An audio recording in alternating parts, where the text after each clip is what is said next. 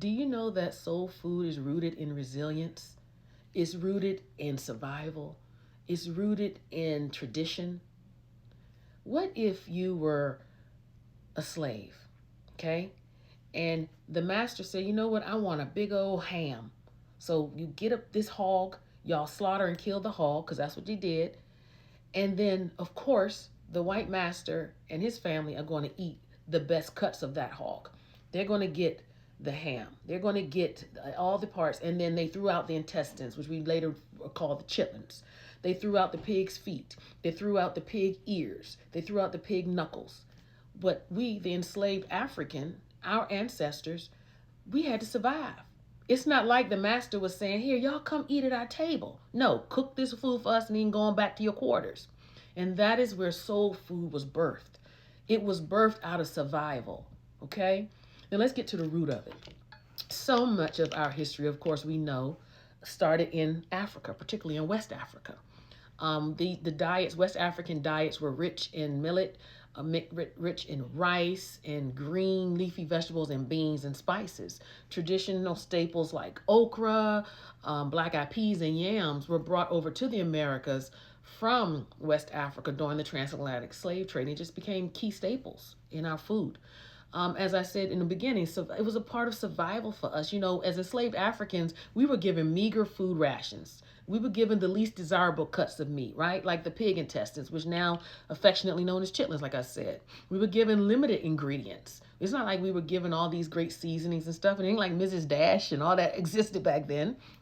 So despite these restrictions, we created nourishing, flavorful meals using what was available. And we also combine them with our own knowledge of the spices and techniques and resourcefulness that we used back from when they were in Africa. Okay, dishes like cornbread, collard greens, fried chicken, they emerged during this time, becoming hallmarks of soul food. And also, we know that during the emancipation and the Great Migration, after emancipation, you know, when the slaves were freed, soul food became a source of comfort and identity for freed blacks. I mean, think about it, from 1619, when the first slave ship came over, until the ending of slavery in 1863. I mean, just think about all the different foods. So it became ingrained in generations that this food that we eat to survive, the cornbread, collard greens, beans, lentils, fruit, rice, all of that became a part of our identity. And so during the Great Migration, which was a period when a lot of the freed enslaved Africans were freed now, and they moved from the South up to the north and the west. This was the Great Migration, covered the years from 1916 to 1970. And so they moved up north and to the west for, of course, search of a better life. But they still carried that tradition, like so many other cultures, with them of soul food. And then during the civil rights era, during the 60s, soul food was used as, was seen as a political dimension of the whole movement. It became a symbol of black identity, black resistance. The term soul food gained its popularity during this period, celebrating a connection between food and black culture. And then today, you know, soul food has been like, nowadays we know that, of course, the way we prepare our food is we have to be careful. Like, we want to be healthy, we want to live a long time. So no one's eating chitlins every day. You know what I'm saying? No one should be eating fried chicken every day. And so we now have learned how to cook soul food and still keep the nostalgia of it, but then prepare it in a healthier way. Now, some of the notable staples. Okay, of course, let's talk about fried chicken. Who don't love me some fried chicken? And this, y'all, is my digital cookbook that you all can download and get all some amazing recipes in here. But I do have like the fried chicken, hush puppies, all kind of stuff in my potato salad. Sisters, if you are single and you want to get you a man, you get this cookbook and you learn how to do my potato salad. Guaranteed. I've gotten plenty marriage proposals when I was single because of the potato salad, along with other things. But anyway, back to the dishes of significance and soul food. There's just a few. Of course, we know the fried chicken. Now, this staple, fried chicken, this truly is linked to West African frying technique, okay? It symbolized, and also fried chicken symbolized celebration and abundance. Collard greens, they used to cook it with smoked meats. These greens reflect resourceful cooking methods developed during slavery. Because I remember we didn't have a lot of the spices and seasonings. And so we were like, okay, well, master's not using that part of the pig. Let's just throw it in here with these greens and we know that it was already salty, the pig, and how it was preserved. So let's throw it in here for some more seasoning. So that's what happened. Sweet potato pie, of course, dessert. It was roots. The roots started in West Africa again because of the yams, and yams are very good and high concentration of vegetables and nutrients.